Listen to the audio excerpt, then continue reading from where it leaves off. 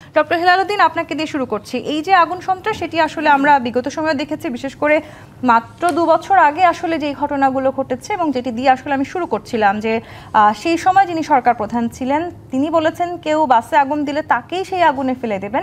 সেই ঘটনারই এখন আবারও আমরা পুনরাবৃত্তি দেখছি, যদিও আওয়ামী লীগ তাদের তরফ থেকে অস্বীকার করছে যে তারা এমন ঘটনা ঘটাচ্ছে না। বিএনপির শীর্ষস্থানীয় নেতা আজকে বলেছেন, হয়তো আপনাদের দিকে সেই ইঙ্গিত গিয়েছে যে জামায়াত ইসলামী এবং আওয়ামী লীগ হয়তো একসাথে হয়েছে আবারও এই সামনে নির্বাচনকে বানচাল করতে। সেখানে আসলে তার মানে আগামীকালকে নিয়ে যে শঙ্কাটা তৈরি হয়েছে, সেখানেও জামাতের কোনো হাত আছে কি? জি, ধন্যবাদ। আজকের উপস্থাপক এবং আমার সাথে সহ আলোচক আছেন, আজকে আমাদের লাইভে যুক্ত দর্শক শ্রোতা সবাইকে আন্তরিক সালাম এবং শুভেচ্ছা। আপনার কথার মধ্যে একটু গোজামিল মনে হচ্ছে, কারণ আওয়ামী লীগের নেত্রী তিনি বলেছেন যে যারা বাসে আগুন দিচ্ছে তারা সে আগুনে পুড়বে। আবার বলছেন যে এই ক্ষেত্রে জামাত আওয়ামী লীগের সাথে মিলে আগুন দিচ্ছে। এটা না, আমি বলিনি, বিএনপির একজন শীর্ষস্থানীয় নেতা তিনি অভিযোগ করেছেন। আমি সেটি জানতে চেয়েছি যে এই অভিযোগটি আদৌ সত্য কিনা। এরকমও বলেন নাই। রিজভী ভাইয়ের যে কথাটা আপনাকে কোট করেছেন, কিন্তু আবার বলার সময় আপনি বলতেছেন যে এটা মানে জামাত এটার সাথে জড়িত আছে কিনা।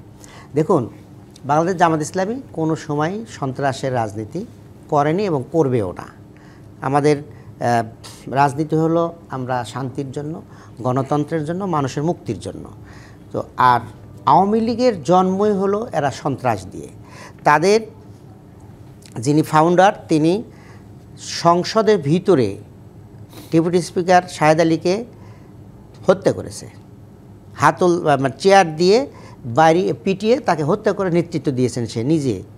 এবং তার পরবর্তীতে তার দল যখন দেশ স্বাধীন হওয়ার পরে একদলীয় বাকশাল কায়েম করলেন তার নেতৃত্বে, এবং তিনি নিজে সংসদে ঘোষণা দিয়েছেন সিরাজ শিকদার কোথায় কোথায় সিরাজ শিকদার। তার মানে কি, এগুলো সব গুম খুনের নেতৃত্ব দিয়েছেন শেখ মুজিব নিজে, এবং তার বাহিনী গোটা দেশে ত্রাস সৃষ্টি করেছে 72, 73, 75। এর পরবর্তীতে তার কন্যা, সুযোগ্য কন্যা, ঠিক একই ধরনের তার রাজনীতি ছিল হত্যার রাজনীতি। হত্যা রাজনীতি, তার নিজের দলের লোককেও মানে হত্যা করতে ক্ষান্ত হতো না, রাজনৈতিক ফায়দা হাসিলের জন্য নিজের দলের লোকজনকে হত্যা করেছে।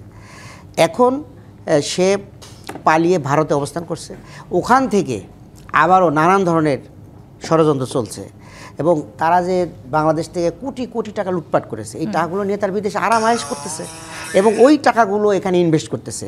একটা বোমা মারলে তাকে 5,000 টাকা, একটা বাসে আগুন দিতে পারলে তাকে 7,000 টাকা, এইরকম করে অফার দিয়ে দিয়ে তারা এই কাজগুলো করাইতেছে আওয়ামী লীগ। আর এগুলোকে যারা মানে প্রশ্রয় দেওয়ার জন্য কথা বলছেন, এটা তো পরিষ্কার। আপনি মনে করেন যে কারা এগুলো দিচ্ছে, এই আমাদের মানে বিএনপির মহাসচিব সাহেব উনি কয়েকদিন আগে ঘোষণা দিয়েছেন যে তারা আওয়ামী লীগের সকল মামলাগুলো তুলে নেবে। আপনি দেখেন, আপনার এমদাদুল হক দিয়েছেন, হ্যাঁ, এমদাদুল হক আপনার রংপুর 4 আসনের এমপি প্রার্থী, উনি বলছেন আওয়ামী লীগের ভাইদের বলছি আমরা আপনাদেরকে হেফাজত করব। এরপরে নাটোরের 4 আসনের এমপি প্রার্থী আব্দুল আজিজ সাহেব তিনি বলছেন যে আমরা নির্বাচিত নেতাকর্মীদের, আওয়ামী লীগের নেতাকর্মী নিরাপত্তা চাদরে বেষ্টন করে রাখবো। এগুলো কিসের আলামত? এগুলো মিলে তালে তারা এই কাজগুলো একটা করতেছে, যে জনগণ যখন 5 দফা দাবিতে একটা আন্দোলন সৃষ্টি করেছে, অহিংস আন্দোলন, কোনো ভাঙচুর নাই, কোনো ক্ষয়ক্ষতি নাই, এই ধরনের একটা আন্দোলনকে একটা মানে বিভীষিকা সৃষ্টি করার জন্য এই আওয়ামী লীগের সাথে তাল মিলিয়ে আমরা মনে করতে পারি যে বাসে আগুন দেওয়ার ক্ষেত্রে তাদেরই হাত থাকতে পারে। আমরা বলবো যে এটা কেন, এগুলো দোষারোপ করবো কেন? আমরা একটু তদন্ত করে দেখি যে কারা আসলে করতেছে। আমরা সরকারকে সহযোগিতা করি এবং এই আগুন সন্ত্রাসকে বন্ধ করি।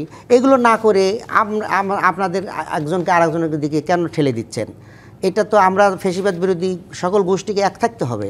এই ফ্যাসিবাদের এই আস্ফলন ঠেকানোর জন্য আমরা যেমন 5ই আগস্টের আগে যেমন ঐক্যবদ্ধ ছিলাম, এখন আমাদের ঐক্যবদ্ধ থাকতে হবে, থেকে আমরা এগুলোকে নিয়ন্ত্রণ করি। যদি কোনো জায়গায় কোনো মানুষকে আমরা দেখতে পারি, সেগুলোকে আমরা ধরে নিয়ে এসে তাদের সাথে ইন্টারোগেশন করে আমরা বের করে নিয়ে আসি আসলে কারা এগুলো করতেছে। এবং আগামীকালকে আপনারাও তো মাঠে থাকার, রাজপথে থাকার ঘোষণা দিয়েছেন। সেক্ষেত্রে আসলে যে শঙ্কা পুরো জাতি করছে, বাংলাদেশ আসলে কালকের দিকেই তাকিয়ে আছে, সেখানে আরও বেশি সহিংসতা হওয়ার কোনো ধরনের সম্ভাবনা আছে কিনা? কোনো সম্ভাবনা নাই। জনগণ যদি রাজপথে থাকে সন্ত্রাসীরা আসতে পারবে না। জনগণ যদি রাজপথে সচেতন থাকে তাহলে তো আপনার সাধারণ মানুষের তো সমস্যা নাই। সাধারণ মানুষ নিরাপদে চলাচল করতে পারে, সেই ব্যবস্থা যেন জনগণ সাথে থাকবে, রাস্তায় থাকবে, এবং কোনো ধরনের আগুন সন্ত্রাস যেন কোনো ঘটনা না করতে পারে সেই ধরনের ব্যবস্থা করবে।